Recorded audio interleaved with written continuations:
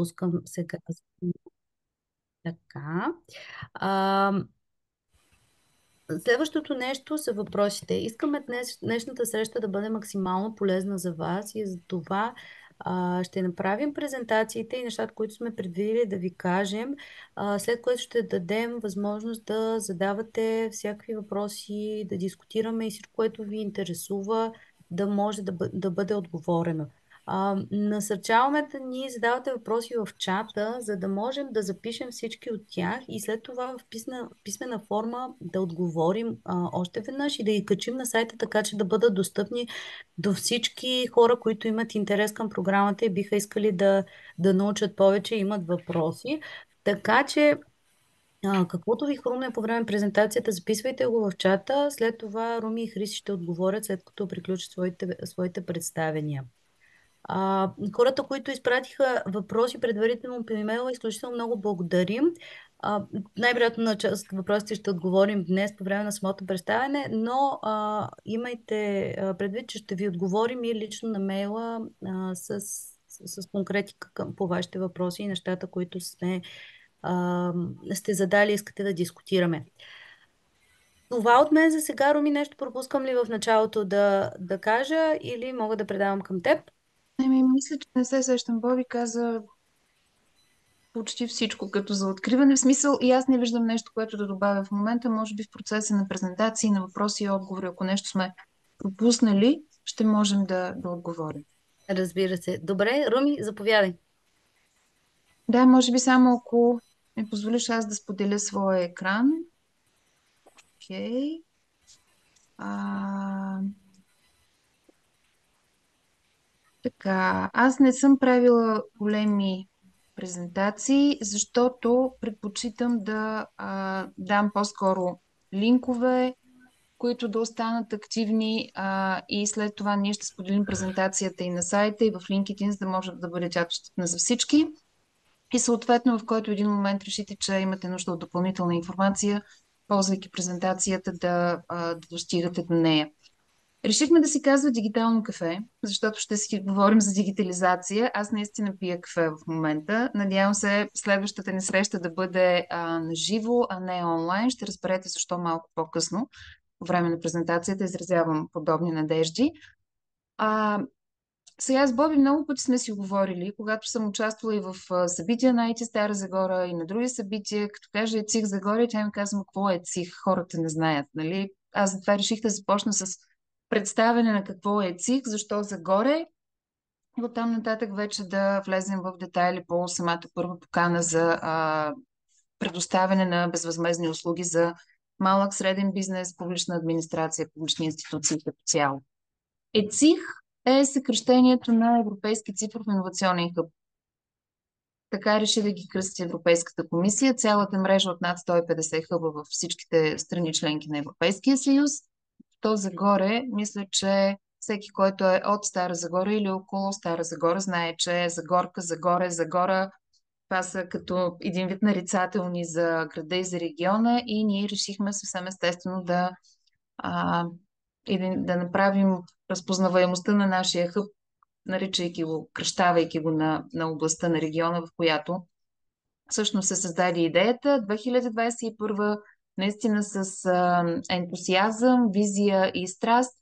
А, Сега се надявам това да ни отведе до всичките ни партньори, които са над 29 организации сме. Ето тук можете да ги видите. Частен бизнес, а, общини, съответно, а, неправителствен сектор, научни институции. Всичко това са нашите членове, с които ние имаме амбицията да работим заедно не само през следващите 3 години, колкото е продължителността на изпълнението на този първи проект, но и да създадем едно наистина работещо партньорство за региона и за страната ни като цяло. 2022 година е първият ни успешен проект на ниво Европейски съюз, всъщност първият проект, който сме подали, със звучното име Сингредит, или Синергия за зелена и цифрова трансформация в Югоизточен регион. Проектът е един от 4 в България, са финансирани от програма Цифрова Европа. Това е пилотна схема на Хоризонт Европа, програмата като цяло. която се старае да изгради мрежа от хъбове в целия Европейски съюз, които да работят заедно, да предоставят включително и комбинирани услуги за своите клиенти. Казвам в кавички клиенти, защото де-факто тези услуги са безвъзмезни за ползвателите им до изчерпването на бюджета, който имаме за тази цел. Кои са партньорите в самия проект?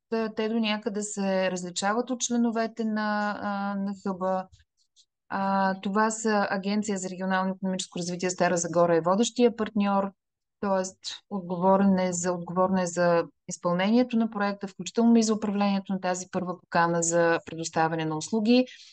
Цифровия хъб сам по себе си също е партньор в проекта, нищо, че той се появява като публичност и водещата инициатива. Част от целите на проекта са също и да изградят капацитет на хъба като организация, да може да продължи самостоятелно нататък. Тракийски университет, Институт по информационни и комуникационни технологии на Българска академия на науките, Давид Холдинг, ЦИЕС също е сред нашите партньори, Търговско-промишлена палата Стара Загора и Българска стопанска камера като членове на Enterprise Europe Network мрежата и Seed Group. Това е партньорството, което така се е амбицирало да предоставя всичките 29 или 32 услуги бяха, Боби, в списъка с услуги след последните редакции и промени, но около 30 услуги в 4 сфери. Така че имаме възможност, ако експертизата в нашия хъб случайно не е достатъчна да отговори на търсенето ви, на търсенето на клиентите, да се обърнем за съдействие към останалите 3 хъба в България или да потърсим съдействие в рамките на европейската мрежа от хъбове. Тоест, разполагаме с една доста по-широка платформа за предоставянето на услуги. Така, какви са целите ни? Съвсем накратко ще мина. Защо го направихме този проект?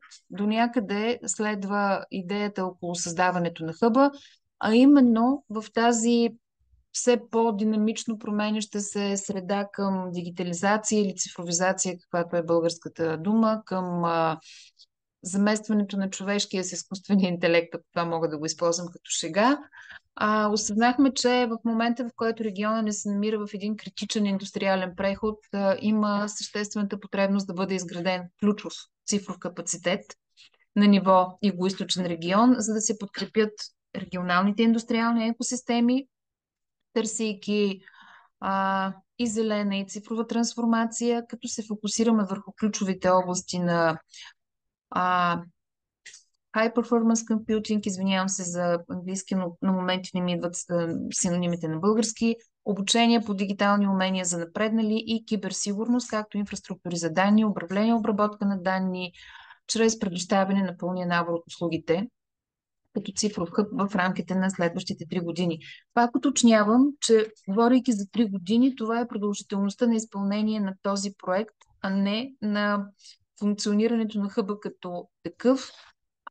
Това, което Европейската комисия е заявила на всичките нас одобрени и финансирани хъбове, е, че при едно добро представяне през този първи 3-годишен период не следват още финансиране за още 4 години, за да можем да продължим и да надградим това, което сме постигнали заедно с бизнеса, заедно с институциите и заедно с неправителствения сектор в региона. Тук искам да уточня, защото част от въпросите, които получихме на мейл, бяха дали ще работим само в югоизточен регион или ще покриваме териториално цяла България. Когато кандидатствахме първоначално, самата Европейска комисия изискваше регионализация, т.е. хъбовете да имат своите сфери, основни сфери на дейност на ниво така наречения НЦ-2 или район за планиране. Ние за това се фокусирахме върху югоизточен. След това вече по време на работните срещи с колегите от Digital Europe и с колегите от Министерство на иновациите и растежа, защото съфинансирането е 50 на 50%, 50% идват от Европа, 50% идват от България. Колегите казаха, че всъщност трябва да покриваме териториално цялата страна и не само. Ние в самите си цели сме сложили а, работа с цялата мрежа и обмяна на клиенти с тях. Така че всички, които не сте от региона, останете в срещата. Мисля, че ще бъде интересна и за вас и ще можете да ползвате услугите, които ще предоставяме. Как се каним да постигнем тези амбициозни цели? Разбира се, не можем да ги постигнем, ако нямаме доброто партньорство с бизнеса и с местните власти, с също съответните власти на национално ниво. Тук имам предвид Министерство на иновациите, растежа, Министерство на финансите. Знаем, че в днешно време да говорим за министерства е малко странно, но все пак се надяваме да имаме скоро нормални избори, нормално правителство. Така или иначе работата продължава и със служебното. Защо е необходима тази двойна зелена и цифрова трансформация и в публичния, и в бизнес сектора? Мисля, че всички сме свидетели, особено това лято, на жегите, които не бяха горешници за няколко дни, така доста продължителен период. В Централна Европа вече започнаха наводненията.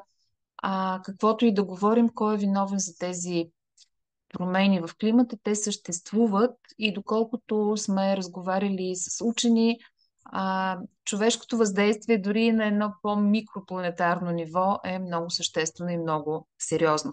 Така че всичко това правим да подпомогнем бизнеса, да подпомогнем публичния сектор в търсенето на тази зелена и цифрова трансформация, които съответно да имат своето въздействие положително върху заобикалящата ни среда. Това, което се каним да направим, и затова казах, че се надявам следващата ни среща да бъде на живо, е така, да организираме 9 Ideation Labs, така наречени, или това са лаборатории за идеи, регионални инициативи за това да представим възможностите на хъба, добрите резултати, които сме постигнали по време на изпълнението на проекта, но не само нашите, и на колегите от цялата мрежа хъбове в Европа. Това, което разпознаем като добра практика, която можем да представим на вашето внимание и тя да ви бъде полезна за развитието на вашия бизнес или вашите идеи, съответно да го направим. Другото, което се каним да направим, за да постигнем амбициозните си цели, е чрез внедряване на трите ключови области и тяхното най-добро използване за двойна зелена и цифрова трансформация в критични сектори за регионалната икономика, като производство и разпределение на енергия, мехатроника, селско стопанство, транспорт и науката за здравето и живота. Това е мрежата, като казах, че ще работим в партньорство. Това е мрежата от хъбове в Европа. Можете да видите как са разпределени, не съвсем равномерно териториално. В България, както казах, сме 4, на картата се виждат 3, защото два от хъбовете са с седалище в Пловдив. Това не означава, че Пловдив има два хъба, просто сферите им на дейност са коренно различни. Единият хъб е с фокус строго върху киберсигурност, другия хъб е с фокус строго върху агрисектора, четвъртия хъб е разположен в София и е в сфера строителство, тъй като това е един от критичните сектори, които трябва да бъдат трансформирани. Продължаваме с амбициозните ни цели. Искаме да подобрим достъпа до иновационни екосистеми на регионалните малки и средни предприятия и малки предприятия със средна капитализация, средна пазарна капитализация, предприемачи, стартиращи фирми. Боби, благодаря ти за всички стартъпи, които днес са в срещата, защото те са ни много сериозна фокус група. Знаем колко е трудно да направиш първите крачки, че има нужда някой в този момент да ти помогне дори с съвет, пък за който няма да ти иска и пари. Публичния сектор, защото няма как да трансформираш бизнес сектора, няма как той да бъде да се развива добре, да се развива успешно, ако самата администрация изостава от тенденциите, изостава от процесите на дигитализация и от въвеждането на технологиите в ежедневието си. Предполагам, на всеки от вас му става супер тегаво, ако трябва да отиде да извади някакъв документ в някоя администрация, да си губи времето, примерно половин час да чака да подаде заявление, пък после още половин час да чака да го вземе, пък не знам си какво и така нататък. Неща, които се надяваме да успеем да допренесем за тяхното развитие.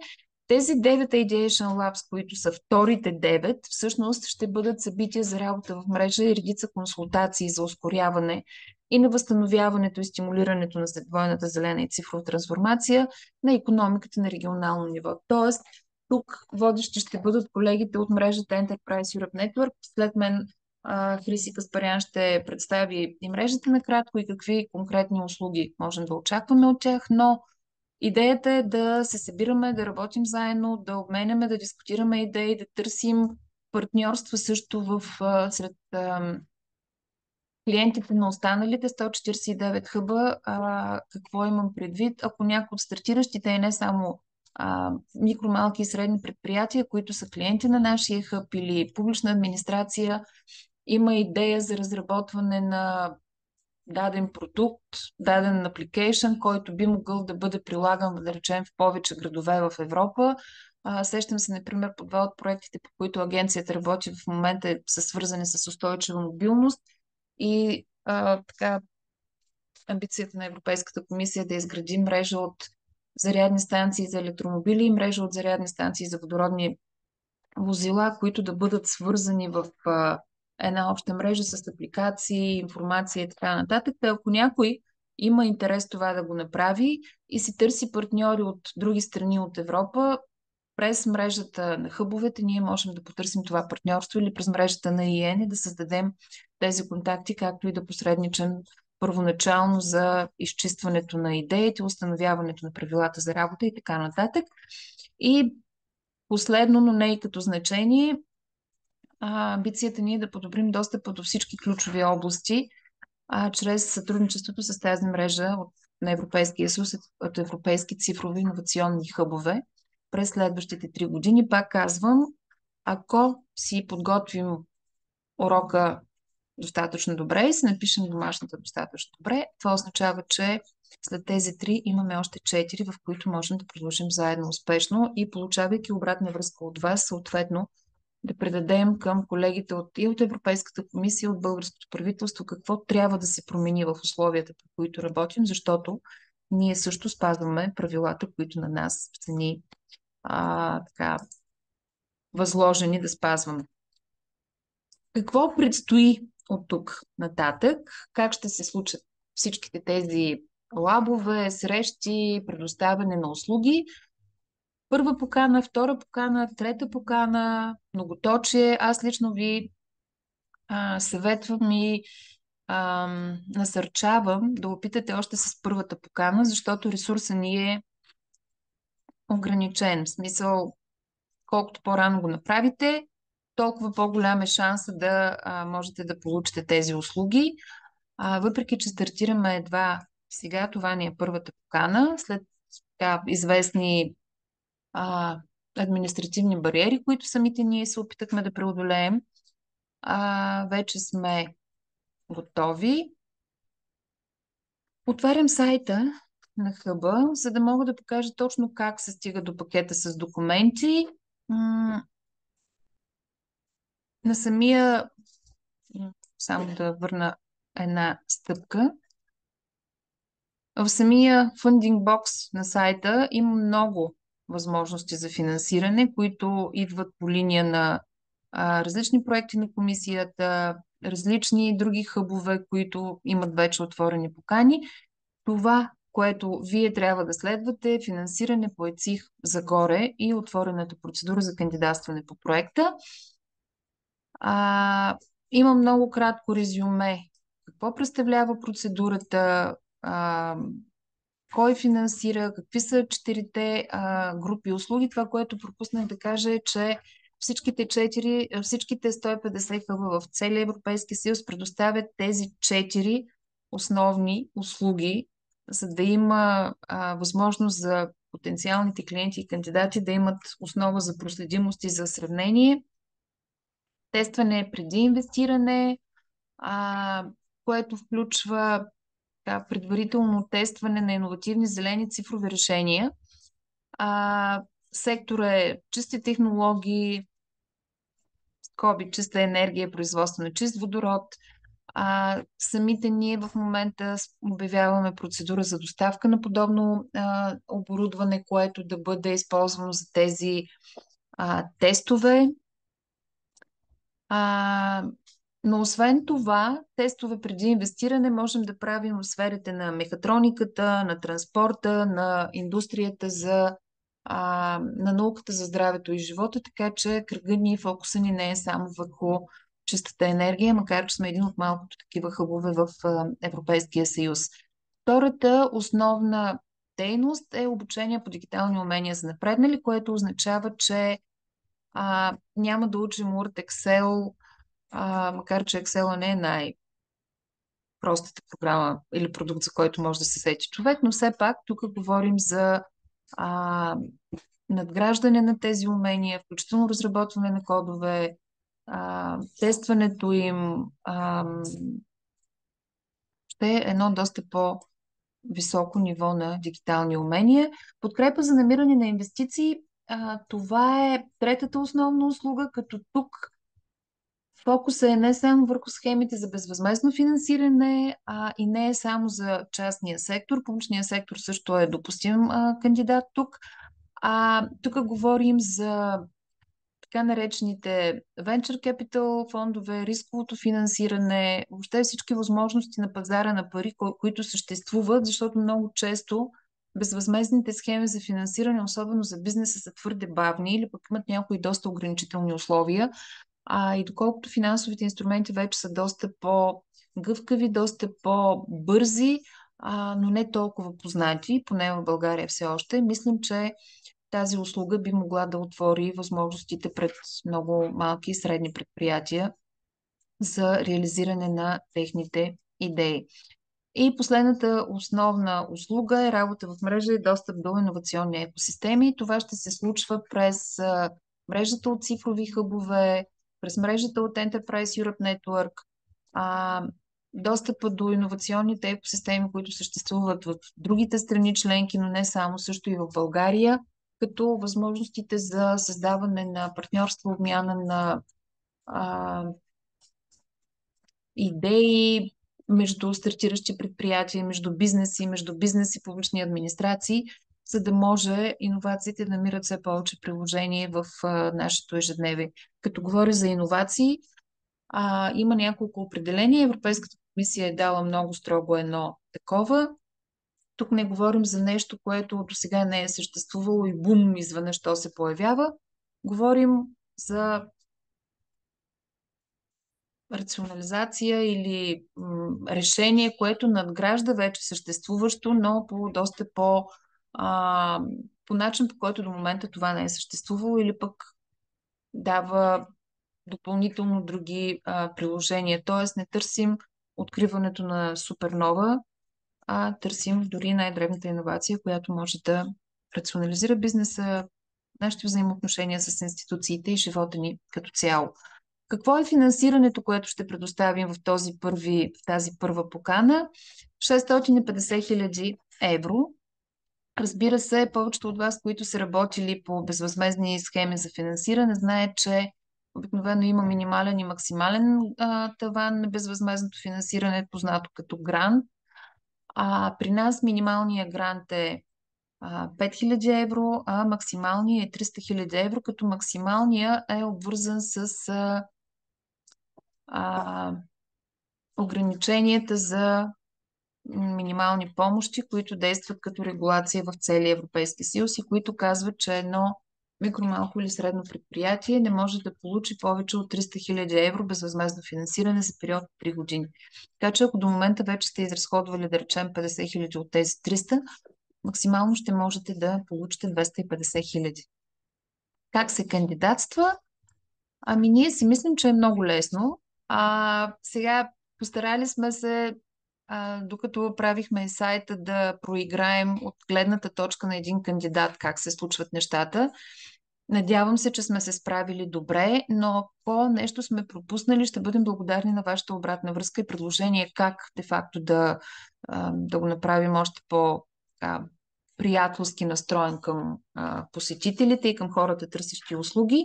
В конкретния случай за тази покана началният срок беше 5 август. Междинните срокове решихме да има два междинни срока за кандидатстване, за да може все пак а, да има повече време и в същото време колегите, които са готови с техните идеи от какво имат нужда, да не чакат 30 октомври, за да получат услугата си, а да могат да започнат още на 2 септември, примерно, ако на време е подадено заявлението, уточнили сме точно от какво има нужда предприятието или публичната администрация. Направили сме срещи с партньорите, които имат отговорността и капацитета да предоставят услугата или услугите и да започне да работи. Така че според нас това е един доста по-гъвкав подход, отколкото да имаме един крайен срок за кандидатстване. Крайният срок е 30 октомври, след което ще имаме необходимост от известно технологично време, за да направим нашите статистики, да проверим колко средства ни остават и ще ни останат ли от тези 650 хиляди, за да можем съответно да а, м- извинявайте, аз просто в LinkedIn продължавам да получавам въпроси как да се включат колегите в събитието. Боби, дали е активна все още поканата на страницата ни? Ще те помоля да погледнеш, да не би да... А, аз извинявам, че ще отговоря. А, само секунда, за да мога да отговоря на Руми, аз следя постоянно заявките и пускам им линкове на този, който някой Едното от момче е написало, че се е регистрирало два пъти за събитието, но не е получило изпратен му имейл. Всичко, до... което е пристигнало при мен е Добре, изпратено до този. добре. Благодаря за което. Да, бях стигнала до сроковете за кандидатстване и защо сме ги направили по този начин.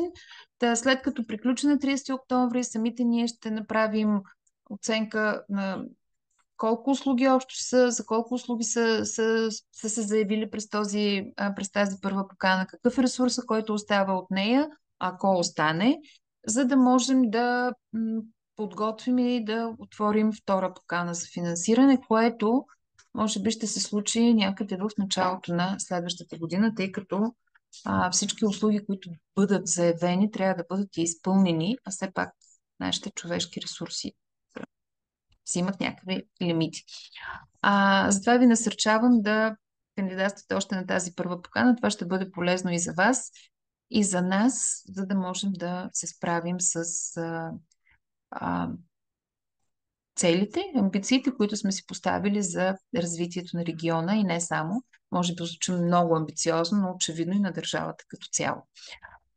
Сега, как се случва, за да се запознаете с условията за кандидатстване? Аз след малко ще ги презентирам така или иначе, но като цяло искам да покажа откъде се случва това нещо, къде можете и вие да ги свалите и да ги имате при вас.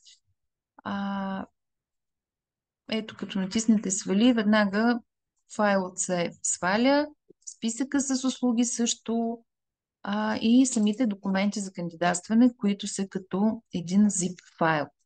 След което си отваряте условията за кандидатстване и започвате макар че аз ще се постарая да говоря по тях в детайли, все пак ви съветвам и да ги прочетете. Само повдигам завеста, искам да ви кажа, че ние повече от месец имахме спорове, деветте партньора, как точно да изглеждат тези условия за кандидатстване и трябва ли да следваме вече установения път на самите министерства, когато те обявяват своите покани. В крайна сметка решихме да го направим по този начин. Първо, за да можем да спазим всичките правила, законите и регламентите важат за всички, които работят с европейски пари, каквото правим и ние в момента. Така че сме сложили визуализацията, сложили сме заглавната страница, хем за да ви бъде познато и на вас, всички, които работите по програмите на финансиране през България и да не изпадате в нещо ново като документ, което сега трябва да отделите време да научите и него. Виждате двете програми, които ни финансират: Цифрова Европа и научни изследвания, иновации и дигитализация за интелигентна трансформация, управлявано от Министерство на иновациите и растежа. Съдържанието си е активно, кликайки върху който и да е ред, отивате на съответната страница. описани са услугите. Сега разликата е, че тук има малко повече информация, кой ще предоставя услугите по съответните 4 групи. Имахме такъв въпроси на мейл. Като цяло, в рамките на дейността на хъба, ние няма да предоставяме, как се казваше, кеш или суха пара. Тоест, нито един от кандидатите няма да получи сума по банковата си сметка. Ние предоставяме услуги, които вие ползвате, но не плащате за тях. Ако имате нужда от нещо да бъде тествано преди да инвестирате, изпращате заявката, разглеждаме го заедно с партньорите, които работят в тази сфера. Ако не можем, преценим, че това излиза извън възможностите, които имаме като хъб, както казах и в самото начало, се обръщаме към мрежата от останалите хъбове или в някои по-специфични случаи можем да привлечем и външна експертиза от организации, експерти, които не са част от тази мрежа хъбове, но можем да ги привлечем да работят за вас, за услугата, от която имате нужда. Кои са организациите, кои са партньорите, които работят в сферата на Test Before Invest? ЕЦИГ Загоре, Тракийски университет, Институт по информационни и комуникационни технологии на БАН, Център за изпитване на европейска сертификация, Citrust Group и Давид Холдинг. Това са партньорите в рамките на проекта, които ще предоставят услугите Test Before Invest. Смесените екипи, именно това могат да бъдат екипи между партньорите по проекта или външни организации или екипи от мрежата от хъбове в Европа. Така, обученията по дигитални умения за напреднали, те могат да бъдат за една компания, за организация, институция от публичния сектор или по теми, в зависимост от търсенето ще оформим и групите. Партньорите, които ще предоставят тези услуги, информационни и комуникационни технологии на БАН, ЕЦИГ Загоре, Тракийски университет, Център за изпитване на европейска сертификация, Citrust Group и Давид Холдинг, както и РИР Стара Загора в някои конкретни случаи. Отново стои възможността за смесените екипи при предоставянето на услугите. Подкрепа за намиране на инвестиции, привличане на инвестиции не само за частния сектор, през публични и частни фондове, предоставени чрез индивидуални консултации, групови информационни събития, Ideation Lab, за които говорихме. Тези услуги ще се предоставят от Търговско-промишлена палата Стара Загора, част от ИЕН мрежата, ЕЦИГ Загоре, Българска стопанска камара, също част от ИЕН мрежата, ИЕН Enterprise Europe Network и РИР Стара Загора. Опцията за смесени екипи продължава да стои и работа в мрежа е достъп до иновационни екосистеми. Както споменах в началото, ще има и открити публични събития, другите 9 Ideation Lab, на които ще каним както и управляващи органи, фонд на фондовете, Venture Capital фондове. Ще имаме възможност да включим подобни партньорски организации в рамките на Европейския съюз, които предоставят финансиране за стартиращи предприятия, за иновации, за да можете вие да се ориентирате и ако прецените, че искате да кандидатствате за нещо, да можем да ви насочим, да ви свържем и съответно да видим как бихме могли да стигнем до реално финансиране, дали условията отговарят на това, от което имате нужда. Същите партньори, които споменах по-горе, предоставят и услугите по работа в мрежа. Как можете да се ориентирате за списъка с услуги? Той така или иначе е приложение от условията за кандидатстване, но аз ще го отворя тук в момента. Надявам се, че виждате добре.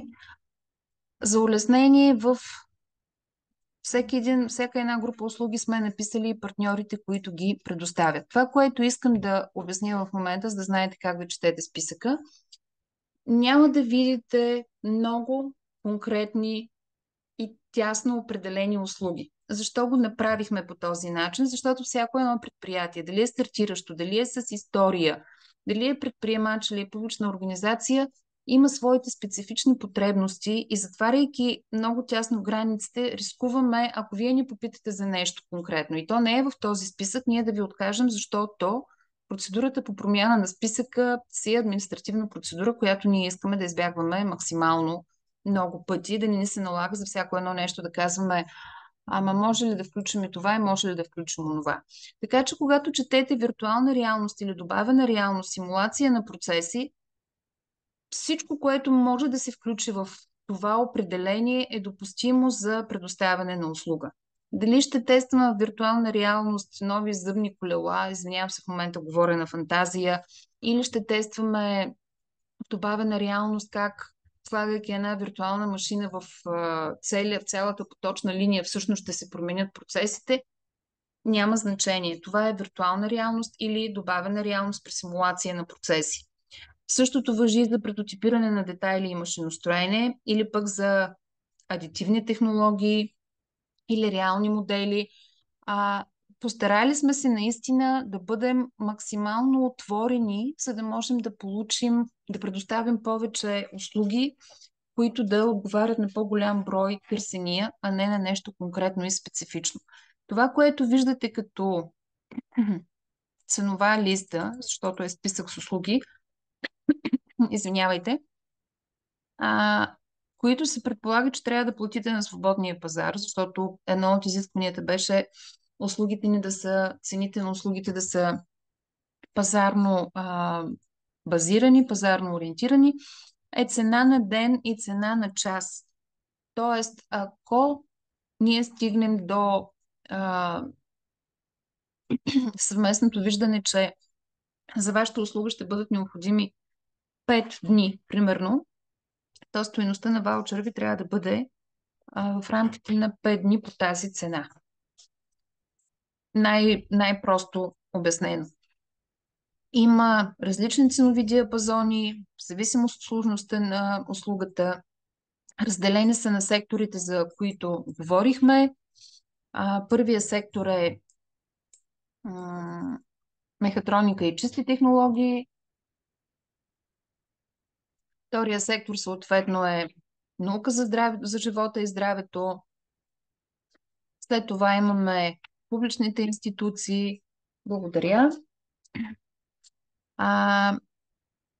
При които има допълнително нови услуги от това, което е публикувано на сайта. Не сме го актуализирали още, но в следващите дни ще го направим. Дигитализация на публичните процеси, тестване на решения за интелигентни градове, енергийна ефективност на сгради и цифровизация на процеси, тестване на решения за киберсигурност и интернет на нещата. Всъщност интернет на нещата има в всяка една от горните услуги. Същото важи за услугите по дигитални обучения за напреднали, които можете да избирате, като тук отново сме се постарали да дадем по-широки граници, за да можем да отговорим на търсенията, които имате. Препата за намиране на инвестиции.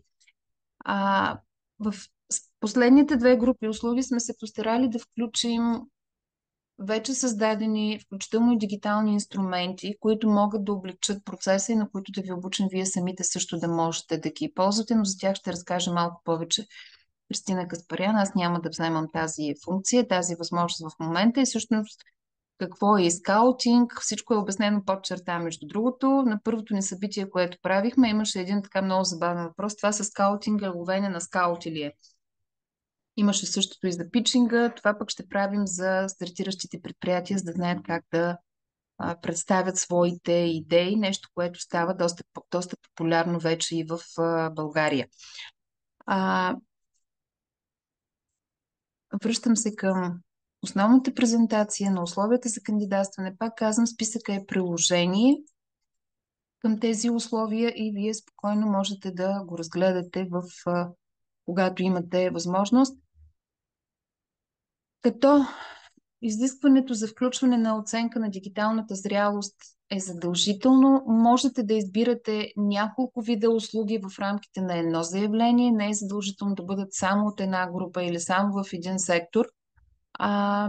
но оценката на дигиталната зрялост е задължителна услуга. Защо е това? Защото за да можем да измерим ефекта все пак, който работата на хъба е имала през тези 3 години в страната, трябва да знаем на какво ниво е било предприятието или публичната организация, когато е влизала в цикъл на предоставяне на услуги и на какво ниво на дигитална зрялост излиза след като е работила с екипа на хъба месец, два, три, пет, в зависимост от това колко е продължило като продължителност предоставянето на услуги. Казахме кои са допустимите. Общия размер 650 хиляди евро. Понеже имаше и въпроси дали финансираме оборудване, пак казвам не финансираме такова. Сега за ваучерите специално, те са разделени на няколко групи. Имаме ваучер на стойност до 500 евро. Това са основно услугите към дигитална зрялост, консултации за намиране на финансиране, работа в мрежа. Имаме ваучер на стойност до 10 000 евро.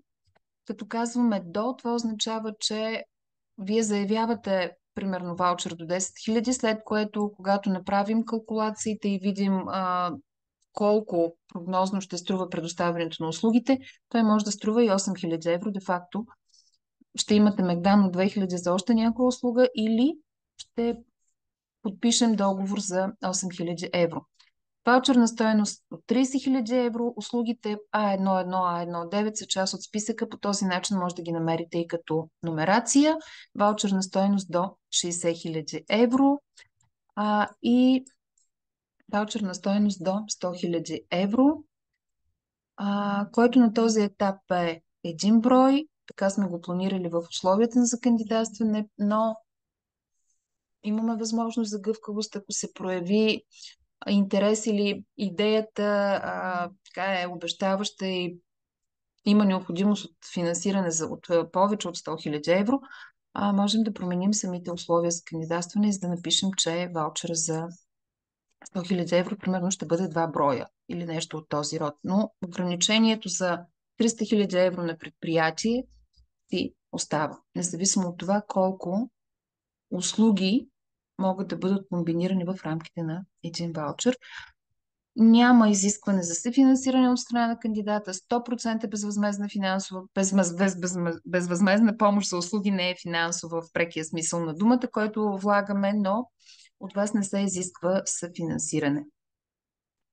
Да сте микро, малко или средни предприятия, тези неща ще ги прочетете, да не сте с влязла в сила присъда, да не сте в запор от на традиционните изисквания, които са, както казахме, това, което ще предоставяме като услуги е само консултации и съпорт от наша страна, но не и чиста сума в кеш. Валидността на ваучера. Сега даваме си сметка, че част от услугите могат да изискват по-дълго време, особено когато говорим за наука за здравето и живота, защото там понякога опитите отнемат повече време. Въпросът е колко време след получаването му ще започнете изпълнението на консултациите с нас, предоставянето на услугите, защото ако при вас нещо се случи, при всеки един клиент нещо се случи и той няма възможност в този момент да ползва този ваучер, е по-добре да освободим сумата за следващ кандидат и след това, когато има вече готовност, когато проблемите са отстранени, съответният кандидат да може да кандидатства. Списък с документите, които се подават на етап кандидатстване, описани са подробно. Тук в условията за кандидатстване имате ги в приложението образци за кандидатстване и точно тук влиза нашия екип, който да може да помогне с попълването му, особено за стартиращите предприятия, които до момента не са се сблъсквали с подобно нещо.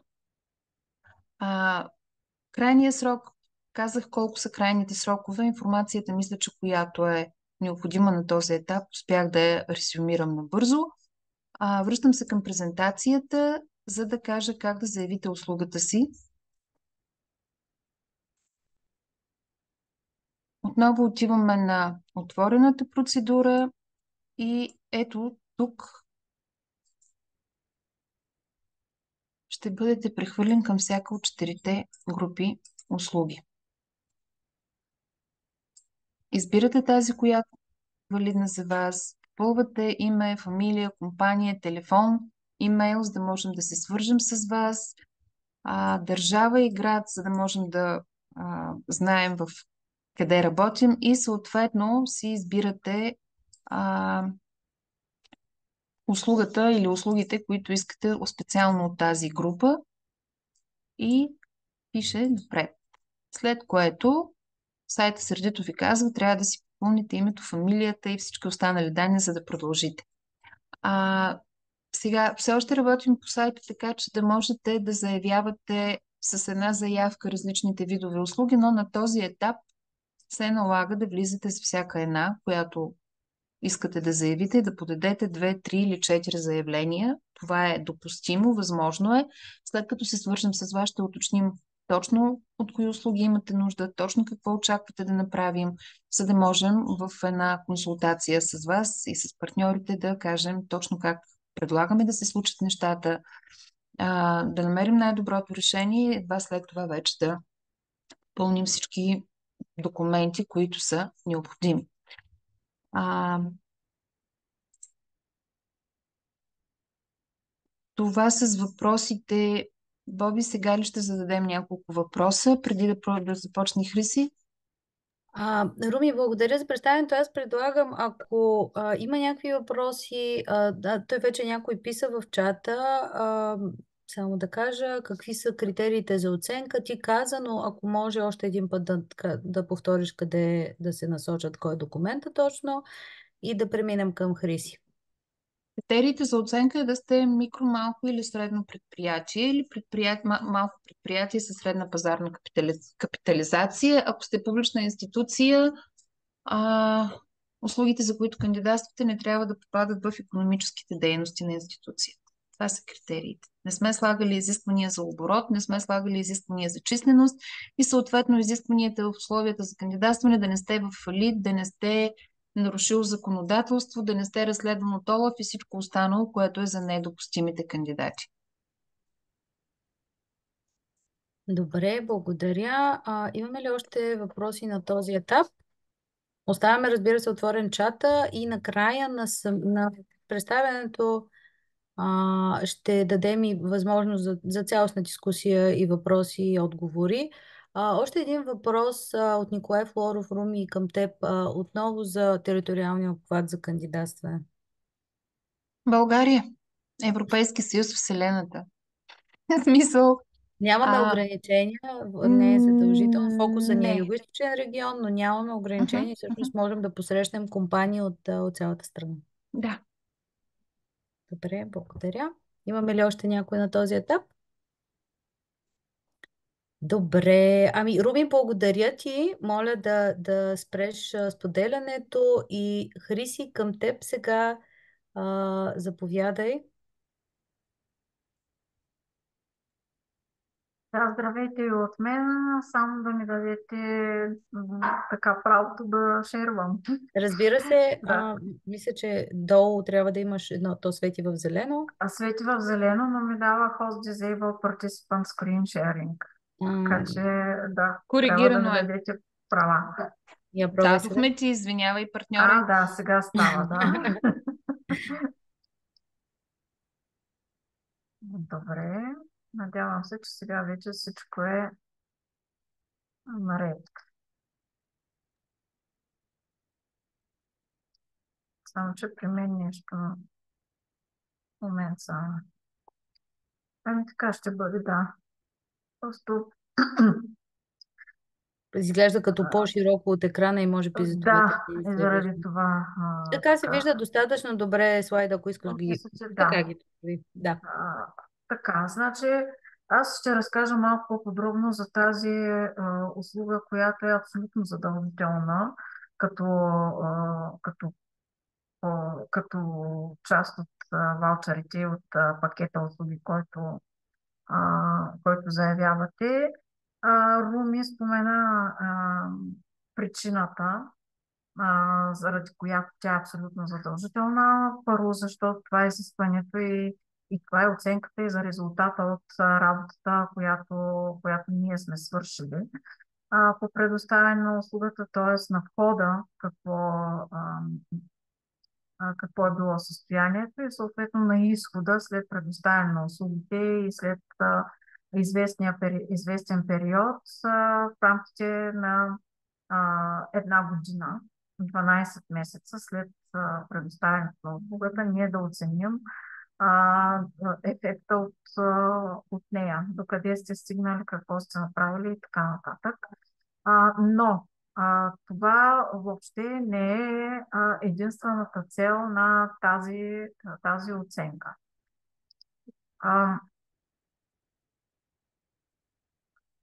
Първо, тя е много, много необходима за вас, защото дава представа за нивото в организацията в момента. Вие веднага ще кажете, ама ние си го знаем нивото, много добре се познаваме бизнеса, много добре знаем къде са ни слабостите и какво се прави добре. Моя собствен опит при правенето на подобни оценки показва, че компаниите винаги имат а, а,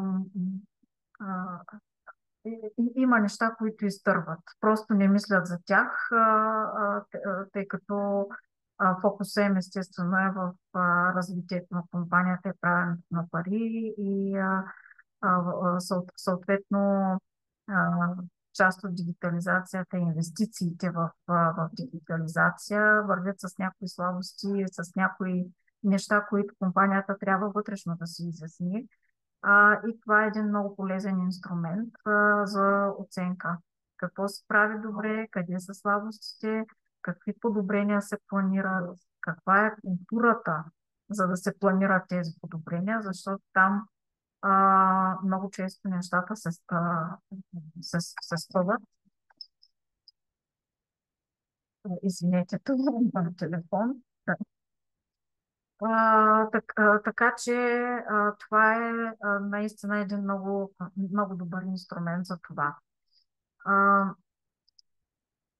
Какво представлява самата услуга? И защо е задължителна? Значи, това, което ще се изисква от вас, е една предварителна подготовка, да се съберете вътре в организацията с необходимата информация. Каква е тя? За всеки един от вас ние ще ви изпратим какво точно да направите и каква точно информация е необходимо да съберете и по какъв начин. След което следва процес на интервю с менеджмента и с екипа, съответно, който е свързан с тази информация и съответно резултата ще бъде една техноорганиграма, така съм го нарекла, което ще ви, в момента, в който я видите и така работим заедно по това как да я създадете и какво точно а, да съдържа, ще видите, че тя ще ви бъде изключително полезна.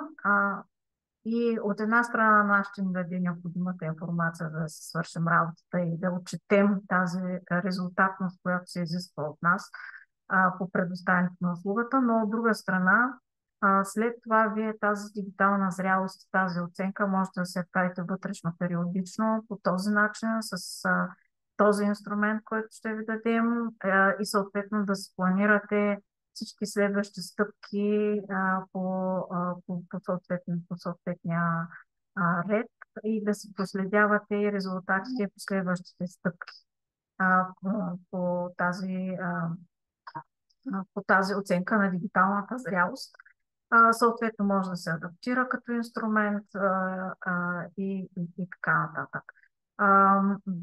Да бъда откровенна, това, което комисията изисква от нас като информация е в един изключително скучен въпросник, който общо взето на фирмите не е особено полезен, но ние сме се постарали, извършвайки тази оценка на дигиталната зрялост, да превърнем това в един инструмент, който да е полезен за самите фирми. И затова вие да можете да се го ползвате по всяко време и за вашите собствени цели.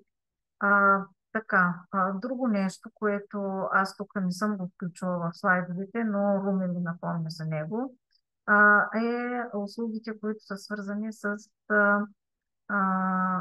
намиране на финансиране, намиране на нови технологии, цялата тази група услуги, които са свързани с повишаване на иновационен капацитет, тестване на готовността за инвестиции и така нататък. Вие ще си ги разгледате подробно и те са описани подробно и под линия. Съветвам ви да прочетете под линия точно какво се съдържа в тези услуги. Те са възможни благодарение на партньорство в Enterprise Europe Network и в хъба двама от партньорите, Българска стопанска камара и Търговска промишлена палата Стара Загора. Изключително опитни сме партньори дългогодишни в мрежата. Можем да ви ги предоставим. Какво означава това? Първо, по търсене на финансиране, особено в тази група, която е свързана с рисково финансиране, може би стартъпите ще са заинтересовани от това. Моят съвет е да се заявите на първо място оценка на инвестиционната готовност. Когато става въпрос за това, ние естествено в партньорство с организациите, които предоставят тази услуга, ще разгледаме подробно какво предлагате, докъде сте стигнали, какви пари търсите, готови ли сте изобщо за такъв тип финансиране, или трябва да измените допълнителни стъпки.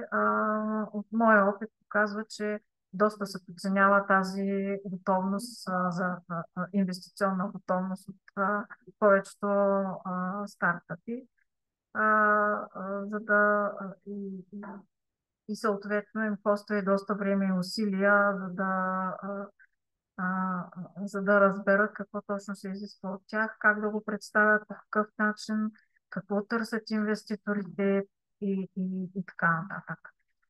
По отношение на търсенето на публичен ресурс, колегите от Търговска промишлена палата от Стара Загора и от агенцията са изключително опитни, познават съответните схеми, така че във всеки един индивидуален случай могат да дадат най-добрия такъв съвет. Това е съвсем накратко от мен. Въпроси, които са свързани специално с тази част. Съответно, не съм навлязла в подробности какво точно е оценката на дигитална зрялост. По-скоро съм наблегнала на самия процес и на това какво представлява и защо ви е необходима. И така, очаквам въпрос. Криси, един въпрос имаме. Дали можеш да покажеш техноорганиграма, сега да не объркам думата, като пример? Това е молбата. В момента нямам такава Нямаш готовност. под ръка. Да. Нямам под ръка, да. Можеш ли Още повече, опишеш, че може би, това са примери, които са индивидуални на съответните компании. Няма как да покажа. Значи какво представлява тя? Представете си органиграма на самата фирма като структура, с менеджмента, с съответните нива, от най-ниско до най-високото и на всяко ниво какви технологии се използват, какви са връзките, къде са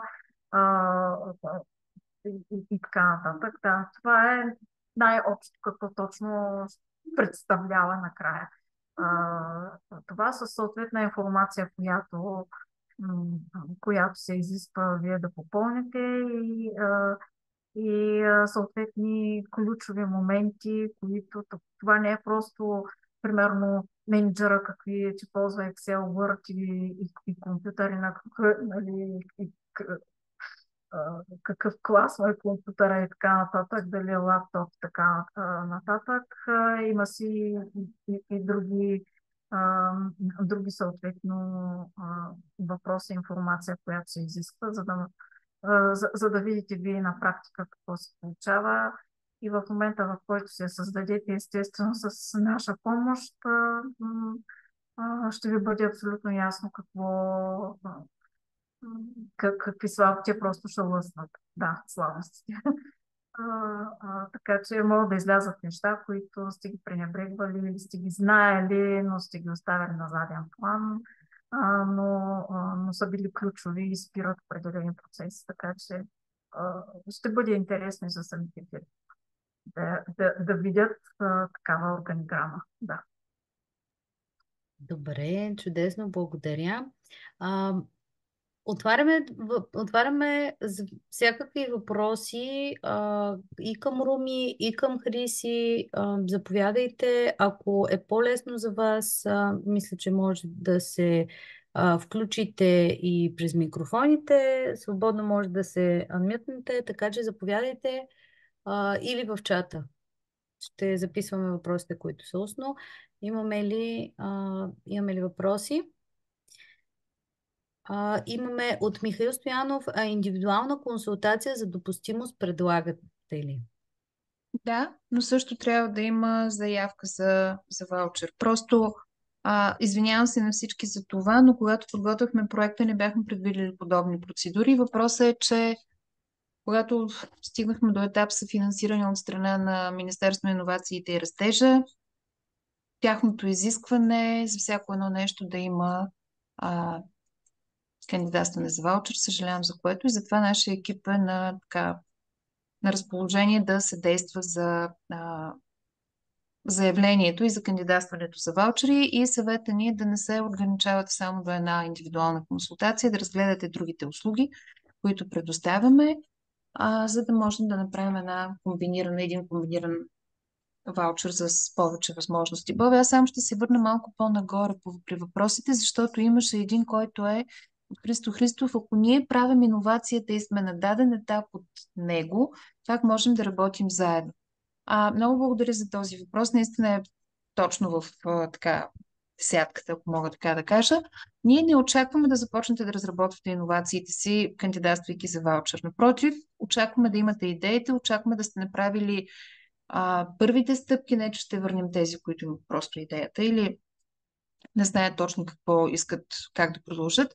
Но ако вече сте започнали разработването на иновацията и сте стигнали до някакъв етап, от който нататък по една или друга причина не можете да продължите сами или не можете да продължите с скоростта, с която ви се иска да направите, нашия екип, нашите партньори влизат точно с тяхната експертиза, с тяхните знания и умения и с оборудването, което имаме на разположение в хъба. Като говоря за оборудването, тук се има предвид това на партньорите, това на членовете, за да можем да минем този тесен етап заедно. Вие сте стигнали до някъде, казвате, окей, оттам нататък не знам точно как да продължа, защото опитваме се да преодолеем това тясно място, но не се получава, защото нямаме знанията, нямаме оборудването, не можем, най-вероятно имаме знанията, но не можем да преценим къде и как точно да го направим.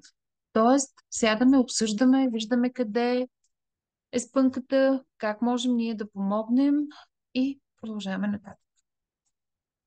Ако Сега, можах да отговоря. да, извинявам се, понеже виждам, че голям вълнение настъпи около тази техноорганиграма в чата. Нали, искат да направим на един загоре техноорганиграма, която да им покажем, нали, базисна техноорганиграма или блок схема и така нататък.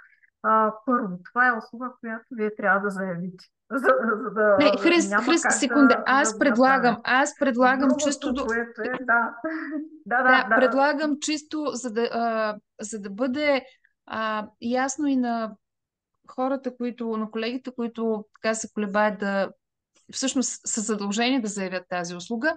Аз предлагам да направим една такава органиграма за агенцията, с чиста съвест го казвам, която да сложим като примерна на сайта и да бъде ясно нагледно на хората какво всъщност ще се случи с тях от там нататък. Защото Добре, хъба все пак се добре. предполага, че е дигитален хъб и дигитално трябва да е много зрял. В смисъл, не знам доколко ще бъде релевантно точно на хъба да направим, но на агенцията с удоволствие. Тук това, което искам да кажа, колеги, по отношение на тази оценка на дигиталната зрялост е, че от тук нататък, кандидатствайки за финансиране не само по Horizon Europe, но и по българските програми, оценката за дигитална зрялост, когато кандидатствате за иновации, дигитализация и така нататък, всъщност ви носи бонус точки, освен всичко останало. По линия на хъбовете вече има такава схема на Европейската комисия по Horizon, в която е публикуван списъка на хъбовете и се казва, че за тези услуги е силно препоръчително, което на чист европейски означава задължително, да работите с тези хъбове като партньори при кандидатстването. Така че затова и Хриси каза, ние помагаме и на вас, помагаме и на нас. Но ще направим оценка Да, на значи агенцията и след като Руми ти си съгласна да се види технологичното състояние готови сме. добре, значи няма проблем, сядаме и И правим го една правим. такава, За но мен трябва също ще да бъде отделите интересно да съответното мина. време. Да. Разбира се, за мен ще бъде интересно да го видя това нещо като процес също. Добре.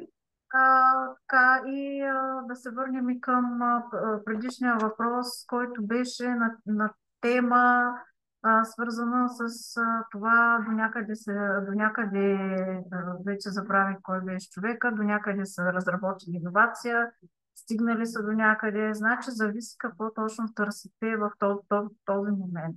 Дали допълнително изпитване и тестване за да доразработите това, което искате да доразработите, или ви трябва съответното вече финансиране, т.е. сте стигнали на етап, който е близо до пазара и търсите инвеститор. Това е Или въпроса и пък търсят потребността. партньор. Или пък търсят партньор в Търсят мрежата, с партньор. който да Така, продължат. Да. ако търсите съответното рисково финансиране, инвеститор или търсене на партньор, с който да продължат, това са услуги, които предоставяме в партньорството с Enterprise Europe Network. Зависи каква точно е иновацията, тъй като това е много, много широко нещо. Т.е. имате ли интелектуална собственост? Ако нямате, но планирате такава, т.е. на определен етап знаете, че ще заявите такава, и има съответни програми, по които също можем да ви насочим и да се пробвате. Единия вариант е European Innovation Council, но там мога да ви предупредя, че конкуренцията е кървава и жестока.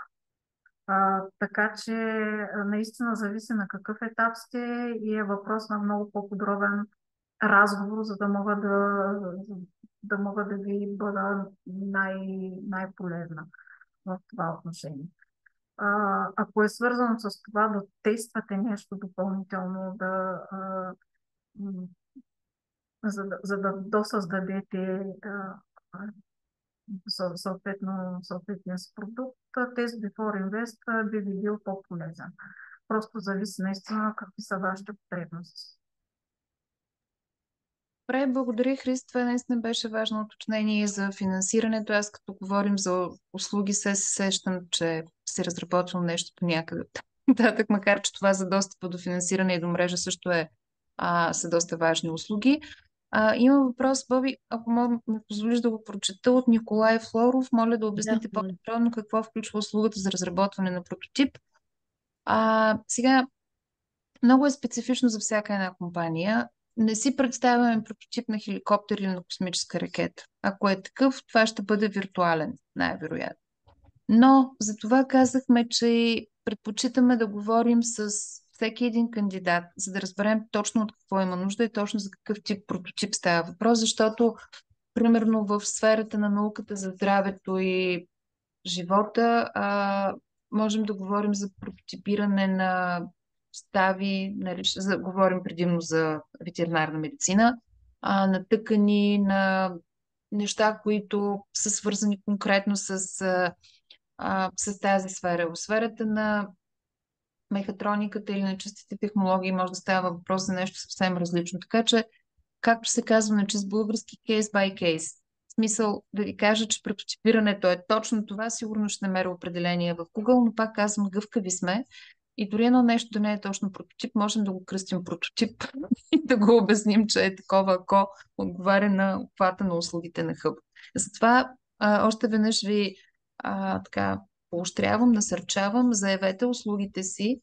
Нищо не пречи да направим консултация, да видим къде можем да бъдем полезни, вие от какво имате нужда. Както Хриси каза, знаете ли от какво имате нужда? Не, че не сме уверени, че не знаете, но понякога в разговорите изкачват много нови моменти, които ние можем да споделим, които партньорите ни могат да споделят и де-факто да бъдем една-две идеи по-близо до решението, от което имате нужда.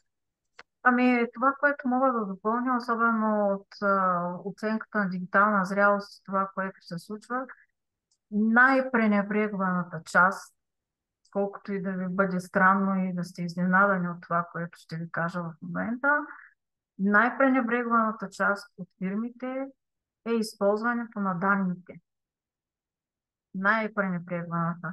Значи, имали сме случаи, в които фирмите не знаят какви данни се генерират в съответното предприятие. Нали, първото, което е, те не знаят какви данни генерират, съответно и начинът, по който те могат да бъдат използвани и така нататък. А Тоест, данните са информация. Да.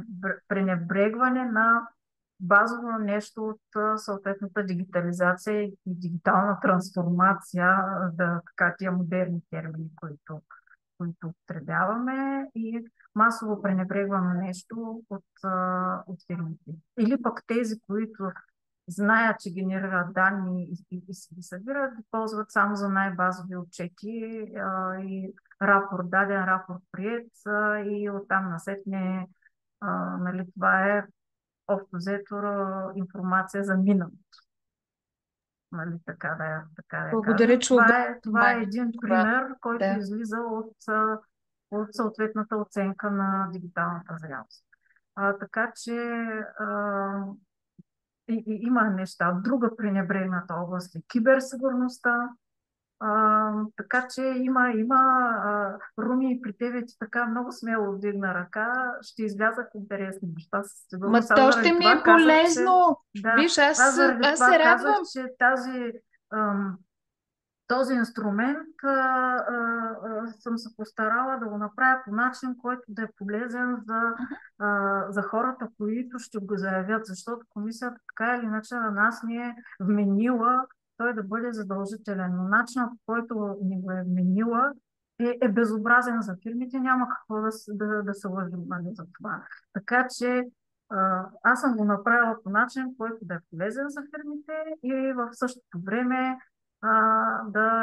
да ни дава информацията, която се иска от нас, за да си свършим работата и да я отчетем съответно. Това е. Да. Добре, благодаря много. Един въпрос пропуснахме по-нагоре. Как точно помагате на стартъпите? Руми, може би с няколко примера да кажеш какви са в момента или от опита си какво си срещала като най-належащи, най-ключови моменти от подкрепа на стартиращи компании?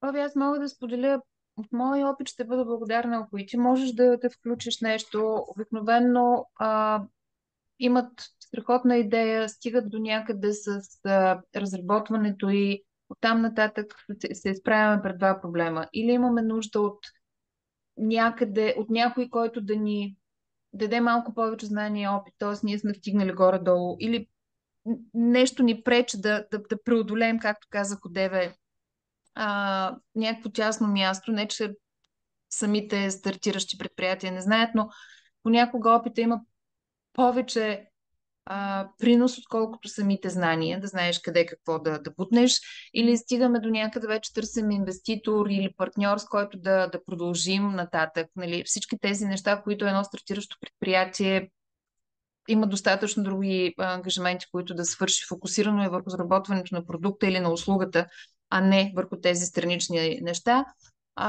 Всичко това от наша страна може да бъде предоставено, пак казвам, услуга по мярка.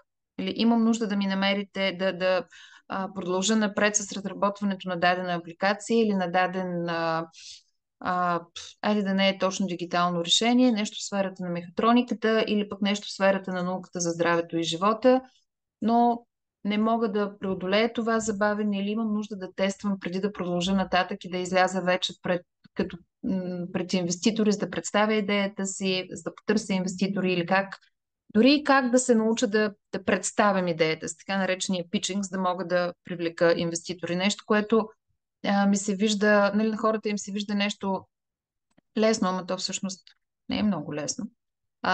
Така че за това с удоволствие ще помогнем. Имаше един въпрос, Боби, не знам дали го видя, защото доста въпроси се натрупаха. Съдейства ли Да, за... продължавам напред. Да. Съдейства ли за кандидатстване по Horizon Europe? Сега, съдействане не означава подготовка на проектно предложение. Можем да съдействаме да потърсим релевантна схема за финансиране, можем да съдействаме да потърсим партньорство за даден проект, но разработването на един проект е дълго, сложно занимание и ние не можем да се ангажираме с разработването на индивидуални проекти. Хриса, ако искаш да допълниш. Да, аз мога да допълня. Horizon Europe е изключително общо. Това, което искате, т.е. питате, коя част на Horizon Europe, коя схема точно, коя работна програма. Horizon Europe е мега, гига и Може аз би не там знам е как да е. нашата работа да ги насочим. Тя Така, е това мега, е едно. гига. Второ, Да, да, това е супер грандоманска програма, нали, и крайно сложна, с много под програми а, ам, и съответно различни условия за кандидатстване.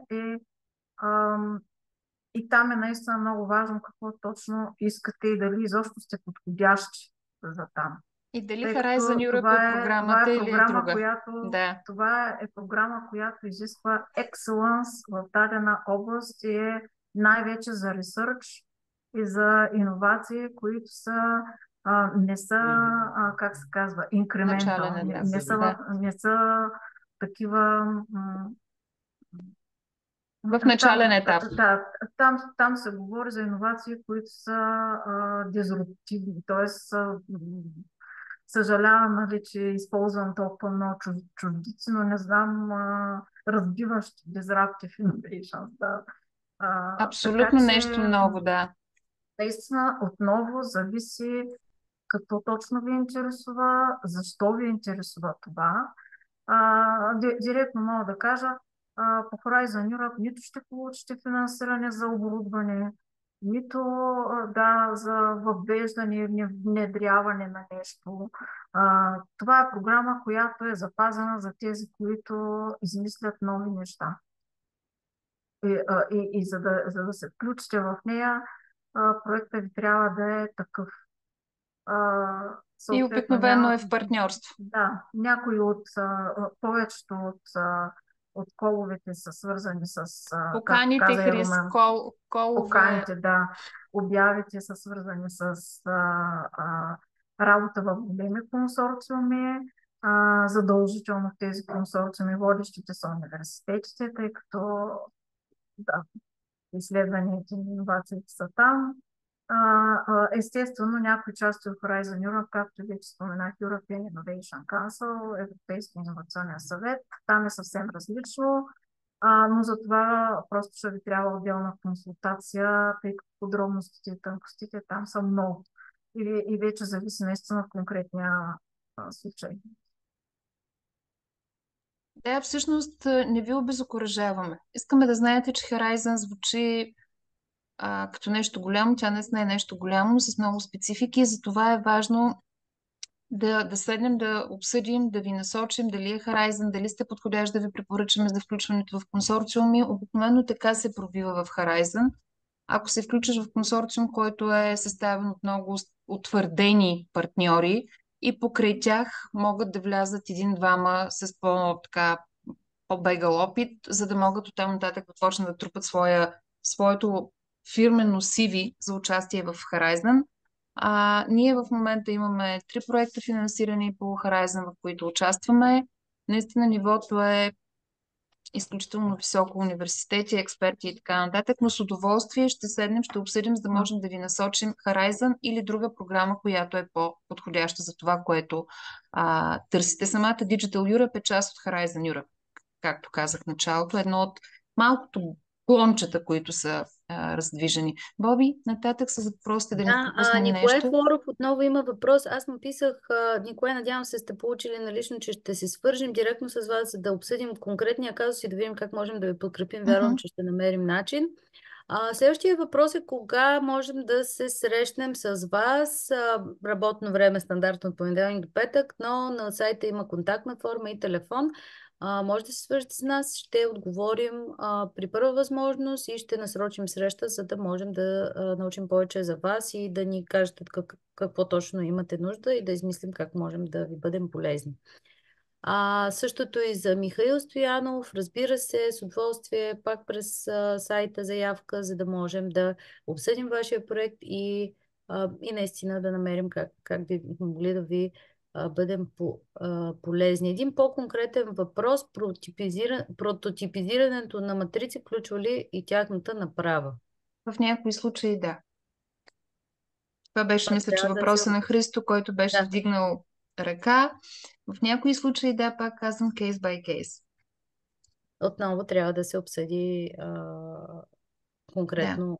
конкретно. Имаме още една вдигната ръка. Боби, аз предлагам да продължим до към и 15, понеже малко закъсняхме с началото. Да, аз това обръщам внимание. Мгм. Борислав, заповядайте. Добър ден на всички. Чувате ли ме? Да, А, аз искам да попитам в това приложение, което споделихте на списъкът с услугите, цената на час как е формирана и дали това е цената, която получава доставчикът на самата услуга? Цената е формирана на пазарен принцип и това е вкарано в човекомесеците, които всеки един партньор трябва да изработи по проект. А пазарен принцип си има предвид доставчика ви е Пазарно дал на вас. проучване. Не, доставчика на услугите сме членовете на проект, партньорите по проект. А как сте стигнали до нея? Казах Ако не е пазарно тайна, разбира проучване. се. Аз говорих на въпроса ви още в самото начало. Пазарно проучване. Значи сте се свързали с доставчици на конкурентни услуги и те са ви дали Разбира тази се. цена. Те са Разбрах. ни дали Добре, благодаря. различни цени, да. Да, благодаря.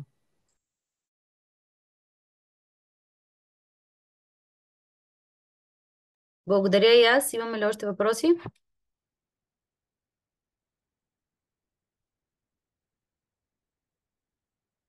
Добре, аз може би да се ориентираме към приключване. Ако няма други въпроси, това, което трябва да допълним тук е, че ще изпратим презентацията до всички, заедно с линковете, с допълнителна информация по мейл.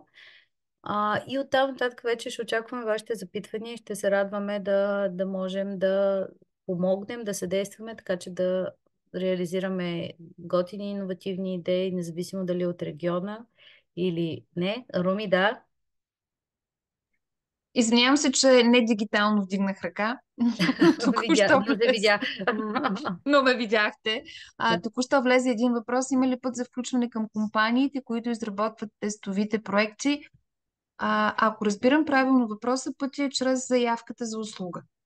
Ако правилно съм разправила въпроса. За да можем ние да предоставим услугата безвъзмезно, трябва да минем по пътя на заявяване, консултация, точно от какво имате нужда, точно кои партньори могат да го направят и така. Христо, дали отговорих правилно на въпроса? Как може да станеш партньор към партньорите, които... Не, партньорството е затворено вече. Съжалявам, Да. когато се кандидатства по един проект, партньорството обикновено се сформира в самото начало, не е невъзможна промяна, но за да влезе нов партньор, трябва доста сериозни обосновки, доста сериозна аргументация, трябва да се разбутат ролите и бюджетите на всички останали партньори, което, повярвайте ми, като административна процедура е доста тежко, но на следващ етап В същото време, ако вие имате услуги, които мислите, че могат да бъдат полезни за иновационната общност, бихме могли да насочваме колеги към вас. Само, че при вас вече ще трябва да бъде заплащано от тяхна страна. Това е разлика. Добре, благодаря. Имаме ли още въпроси?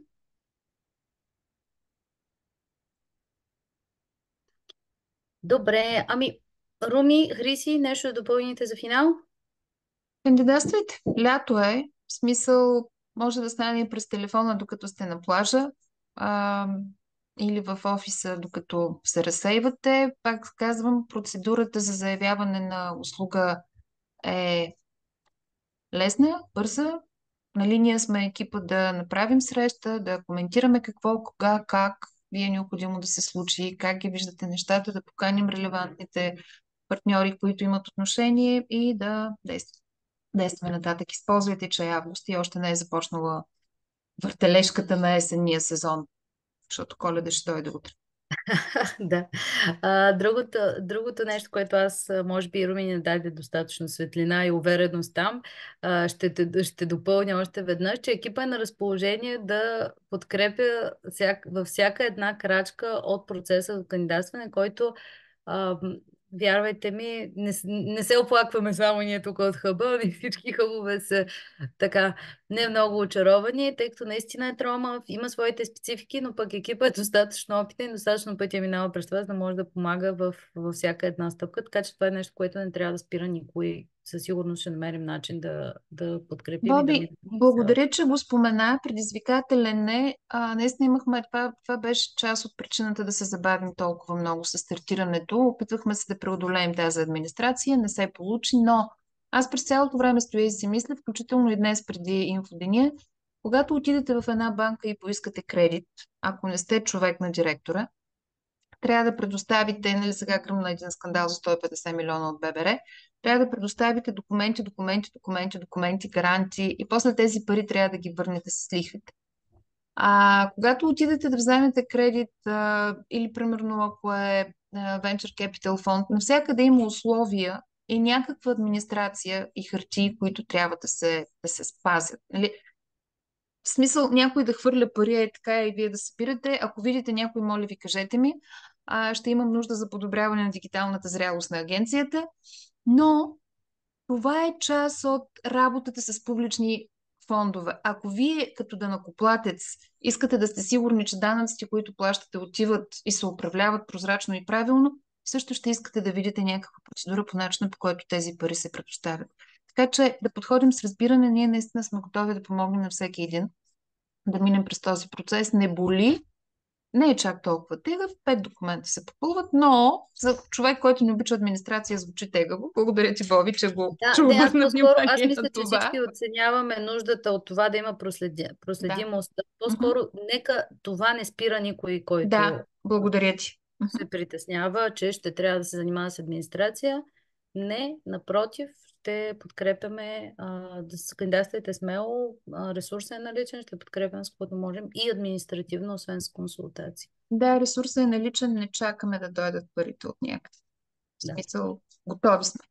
Готови. Добре, чудесно. За финал, понеже имаме такава традиция, да се края на всяка среща всички да се снимаме, макар и виртуално, тъй като не може да си направим снимки на живо, моля, разбира се, който иска пожелание, да направим една финална обща дигитална снимка на нашето първо дигитално кафе за архива, да включите камерите, правим бърза снимка. Боби, нали ще имаш грижата за бързата? Абсолютно. Аз съм се подготвила с дигиталния фотоапарат. Добре, чудесно. Благодаря. Виждам и част от партньорите тук. Много се радвам. Здравейте, колеги. Да. Здравейте. Най-сериозно. Нали трябва да знаем какво обещавате. Да, тези, които ще трябва да изпълняват. изпълните. Тези, които ще изпълняват, да, трябва да знаят какво обещават. Добре, чудесно. Ама Йонко не ме коригира, знае, че съм обещала с мярка. Изключително точно, да, така е. Благодаря за което. Чудесно. Добре. Много ви благодаря за всички и се надявам, че бяхме полезни Вярвам, че бяхме полезни. И сме на разположение, оставаме на разположение да съдействаме с каквото друго бихме имали нужда бихте имали нужда като първоначална информация, след това вече и с самите услуги. Благодаря ви. Успешен ден на всички! И ние благодарим, чао! До скоро. Чао, чао.